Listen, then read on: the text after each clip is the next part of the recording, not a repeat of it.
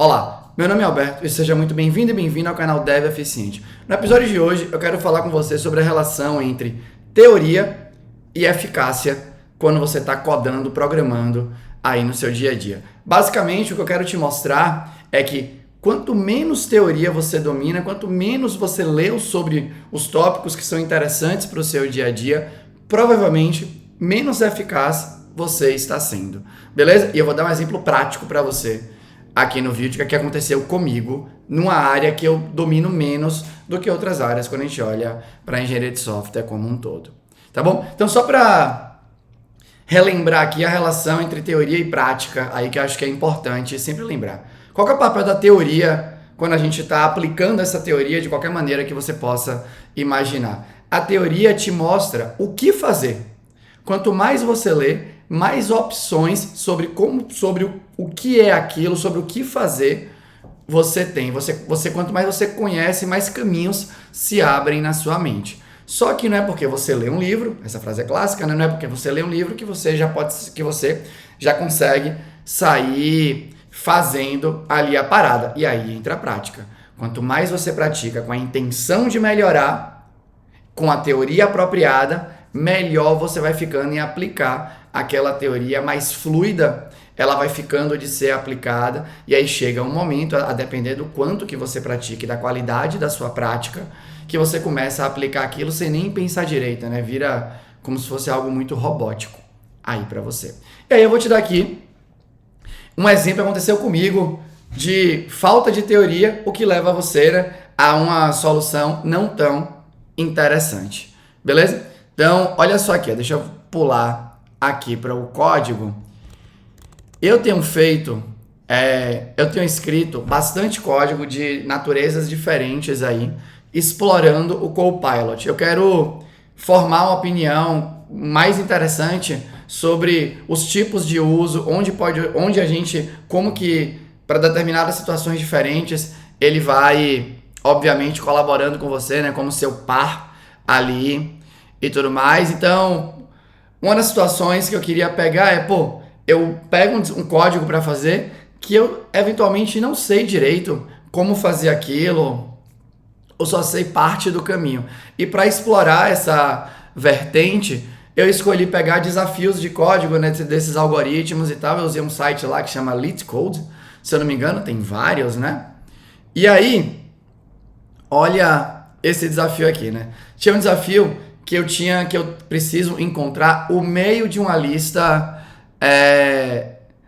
que é duplamente aí, né, encadeada. Então é uma linked list, aí você consegue saber o próximo, né? E aqui eu poderia, se eu quisesse também saber o anterior, quando ele bota ali, né, middle of linked list, pelo menos geralmente quando fala de linked list na linguagem Java é uma lista duplamente encadeada.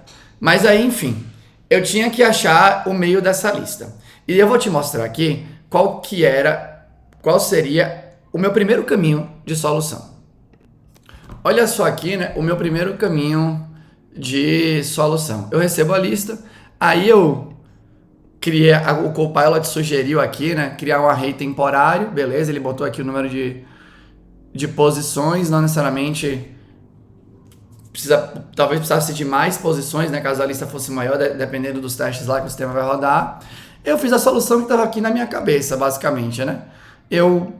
Ele criou aqui um contador, eu naveguei pela lista até eu chegar no fim da lista. Cada vez que eu navego por elemento da lista, eu conto um, lembrando que aqui eu não posso utilizar uma estrutura dessas prontas na linguagem, beleza? O desafio, né, define ali a abstração que representa um nó da lista, né? Então você pode ir para o próximo, ele tem um valor, tudo mais, e aí você pode navegar. Então, para eu saber quem é no meio, eu ia navegar até o final aqui, e quando eu chego no final, eu simplesmente divido aqui por 2, se o número de elementos for par. Então, se tem 4 elementos, o teste lá fala que o meio é para ser considerado a posição 3, né? Se tem 6 ali, né, o meio vai ser a posição que é o quarto elemento. E se for um número ímpar de elementos, aí o meio é o meio mesmo. E pronto. Então, essa aqui foi a minha ideia. E olha que interessante. Quando o Copilot começou a pensar, a sugerir o algoritmo do meio para achar o meio, ele me sugeriu essas duas linhas aqui, ó. List node slow e fast. E aí, eu olhei e falei, slow e fast? O que isso tem a ver com o meio da lista, velho? Não vou. Vou desconsiderar, comentei. Aqui, ó. E olha meu comentário do ignorante, né? Aqui não parece que ele sabe resolver só com o nome da classe e o método como contexto. Aqui é uma coisa que você tem que prestar muita atenção. Quando você acha que sabe alguma coisa, ou você de fato sabe alguma coisa, em função do limite que a teoria que você conhece te permite, muitas vezes você pode escorregar em alguma falta de humildade mesmo ali, né? Não porque você é não humilde, metido ou metida, ou algo, sei lá, qualquer expressão, ou algo do gênero. Sim, porque você tem tanta certeza que o que você sabe é suficiente ali, e talvez seja, talvez você descubra em um momento que não seja ali, né? Depende da situação, depende do contexto, obviamente. Mas você tem tanta certeza que o que você sabe já é suficiente que uma solução nova começa a ser sugerida e eu já bloqueei. Falei, não, isso aí não faz sentido. Aí eu comecei a escrever o código aqui, né? Eu falei, então eu vou criar meu prompt aqui, né? Que eu imagino. Então, eu crio um array temporário, eu itero pela lista, eu pego o tamanho do array temporário, divido por 2. Se o tamanho do array for ímpar, retorna o nó da posição do meio. Se o tamanho for par, retorna a posição do meio mais 1. Eu escrevi esse prompt. Que eu falo, pô, eu sei aqui o que eu quero fazer. Então deixa ele me ajudar com o código. E aí ele começou a gerar o código e tal. E aí, o que aconteceu? Por que eu escrevi isso? Que era até onde o meu conhecimento me levava. A sua teoria, né, o número de conceitos que você tem na sua mente limita a sua capacidade de criar coisas. Você está limitado àquilo que você conhece. Você não vai criar coisas com elementos que você não conhece. Em geral, isso não acontece aí, beleza? Aí eu falei, beleza. Eu mandei a solução para lá e a solução passou no LeetCode. E aí lá no LeetCode você pode ver as melhores soluções. E aí tem gente, é um pouco parecido com o Stack Overflow, que dá a solução e explica, né? E aí tinha uma solução com o slow and fast, fast and slow, e tem o nome do algoritmo lá que eu não sei, não lembro exatamente agora. Eu olhei e falei, caramba, isso é uma solução, né? Poxa, aí veio um novo elemento na minha cabeça que não existia antes. Falei, então deixa eu voltar aqui. Voltei aqui, né, o código para outra versão. E aí eu falei, beleza, deixa eu olhar agora aqui, ó. E eu, nessa minha exploração do Copilot, eu tenho deixado comentários em tudo que é código para eu poder fazer tipo, sei lá, tipo a história de João e Maria. Eu não sei se essa história ainda é legal nos dias de hoje, mas deixar ali as migalhas para eu poder fazer, né? Para eu poder fazer o backtracking ali das coisas, eu poder refletir sobre o que está acontecendo para poder, de fato, né, entender mais profundamente as possibilidades de uso ali da parada e tudo mais. Aí eu botei aqui, né, para eu lembrar disso. Eu tinha escrito comentário acima e escrevi porque eu era ignorante. Se o assunto é geral, é provável que ele saiba mais do que eu. Então, pra você ver, né, a segunda parte, eu já sabia disso, porque o Copilot, ele é o modelo que é treinado lá pela OpenAI e esses outros, né, tem acesso a um monte de conteúdo que ele oferece para você, o que o planeta aí, né, que ele indexou e treinou e sei lá o que mais, ele vai sugerindo em função do que ele é treinado, e ele já viu muito mais coisa do que eu. Então, só que eu tava tão certo do que com o que eu sabia era suficiente para resolver, que eu ignorei. Aí eu parei para olhar e falei, deixa eu ver esse negócio aqui direito, né? Aí eu botei o código e fui ver. Falei, beleza, então ele começa, né, os dois aqui no nó cabeça da lista, enquanto os dois forem diferentes, enquanto o atual, né, o nó atual e o próximo nó depois do atual for diferente de nulo, ele continua. E aí, ele faz isso, né, ele vai andando na lista com dois ponteiros e ele vai... Pensa que tem 10, né, então o ponteiro, o primeiro, os dois começam no nó cabeça aqui, aí ele move para o segundo e o outro move para o terceiro. Aí ele move depois o segundo para o 3 e o 3 já vai para o quinto. Aí ele vai para o quarto e o quinto já vai para o sétimo. Aí ele vai para o quinto e o quinto o sétimo já vai para o nono. E aí, obviamente, como ele está andando sempre um a mais, né, a distância vai aumentando. E aí vai ter uma hora que ele tá no dobro da distância. Chegou no meio. Quando ele andou o dobro, você já descobriu qual é o meio, e o meio é o que tá andando devagar. Eu falei, mas gente, que ideia boa, né? Que eu nunca teria tido na minha vida. Nunca teria tido essa ideia. Com o número de elementos conceituais que eu tinha na minha cabeça até esse momento, né? E com as restrições que eu já tinha sofrido na vida ali, eu não teria essa ideia. Eu precisava de mais elementos. Talvez mais restrição, porque a solução que talvez eu estivesse propondo não ia ser suficiente, né? Porque se eu tivesse na solução que eu fiz, se a lista tem 1 milhão de elementos, ali, né, eu vou demorar o tempo necessário para percorrer o 1 milhão, enquanto esse daqui, né, ele vai achar a solução na metade do tempo que ele está movendo ali, né, 2 ponteiros e tudo mais. E aí agora eu tenho esse novo elemento conceitual na minha cabeça, né, velho? De vez em quando você pode pensar em 2 ponteiros para percorrer a lista. Então, daí eu fui estudar um pouco mais, eu não lembro o nome do algoritmo, mas sei lá, se a lista é circular, você pode você faz, né, o segundo ponteiro encontrar o primeiro, e aí isso tem algum tipo de aplicabilidade e tal. Eu falei, mas olha que interessante, né? Então, a minha falta de leitura nesse assunto, né, desses algoritmos que já existem, esse daqui acho que tem mais de 50 anos, 60 anos que foi criado, se eu não me engano. A minha falta de leitura nisso limita, obviamente, a minha prática ali, né, aos conceitos que eu tenho acesso até aquele momento. E aí isso pode acontecer com você o tempo inteiro, beleza? Se você for levar...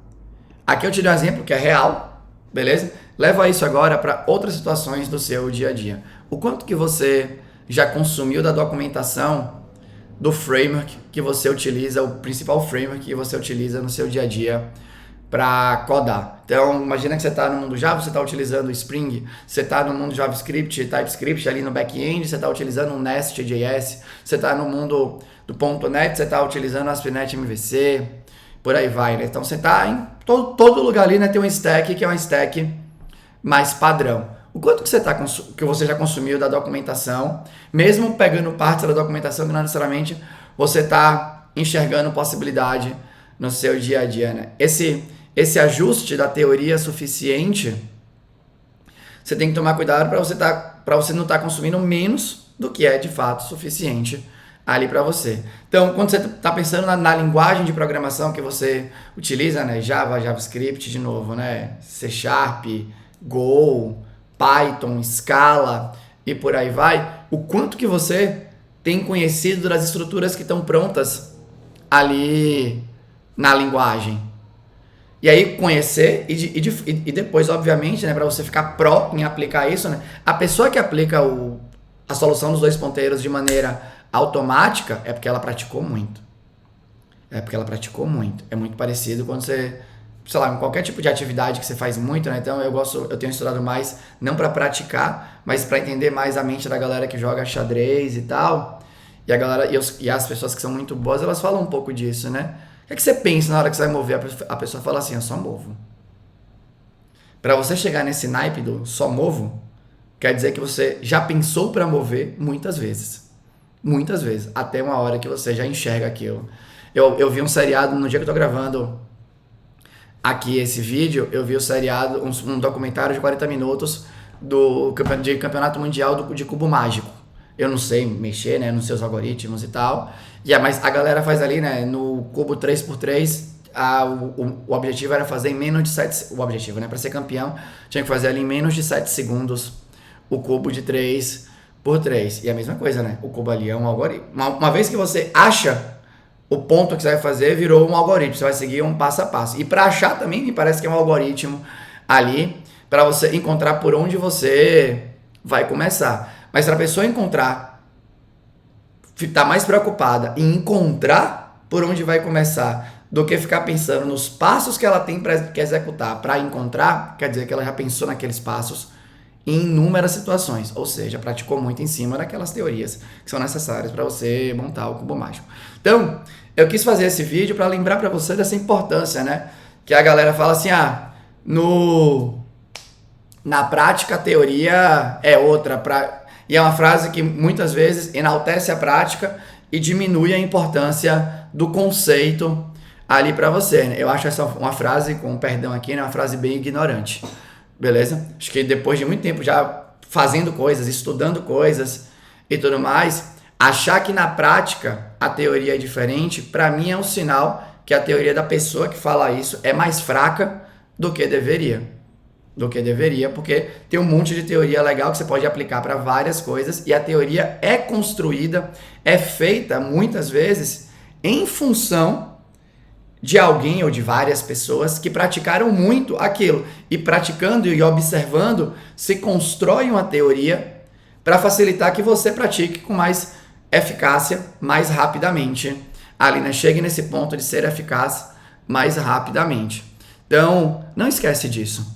Não esquece de... Você tem esse conjunto de coisas que você precisa trabalhar no seu dia a dia.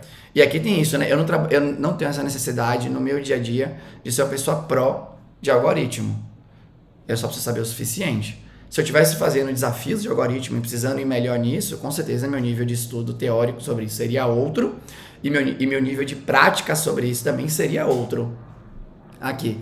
Mas dentro do seu conjunto aí, do seu quadrado de coisas que você precisa ficar bom ou boa, não vai com esse pensamento que na prática a teoria é outra. Vai com o pensamento que na prática a teoria é a mesma. Agora, para ser a mesma, você precisa estar bom da teoria e ter praticado o suficiente para conseguir aplicar. Beleza? Então, eu pelo menos gosto de pensar assim. E aqui eu acho que basicamente era isso que eu queria contar para você, né? Desse exemplo aqui. Beleza? Acho que esse que eu falei representa muito esse tipo de situação, né? O quanto que a falta de conhecimento para o que você precisa fazer pode te deixar menos eficaz. E lembrando, né? Por que você quer ser mais eficaz no seu trabalho? Porque você quer fazer a mesma coisa que você está fazendo hoje, mais rápido, com cada vez mais qualidade e com cada vez menos gasto energético. Essa é uma coisa que é boa para você o tempo inteiro. Você faz mais rápido, melhor e com menos gasto. Ou seja, você vai, quando chegar no final do seu dia, você vai ter mais energia para ler livro, você vai ter mais energia para, sei lá, ir fazer exercício, para ficar com quem você gosta, para estudar coisas que você queira estudar. Se o seu dia a dia for cada vez mais fácil, para ser cada vez mais fácil, você precisa aplicar o que você precisa com cada vez menos energia. Beleza? E para aplicar com cada vez menos energia, é importante que você tenha acesso a uma teoria de cada vez mais qualidade e vá praticando. Basicamente, era isso que eu queria compartilhar com você hoje. Eu espero que de alguma maneira tenha te ajudado. Se você gostou, deixa um comentário aqui. Se você não gostou e tem um comentário construtivo com educação, deixa aqui. Eu vou ter o maior prazer em responder para você. Beleza? Era isso.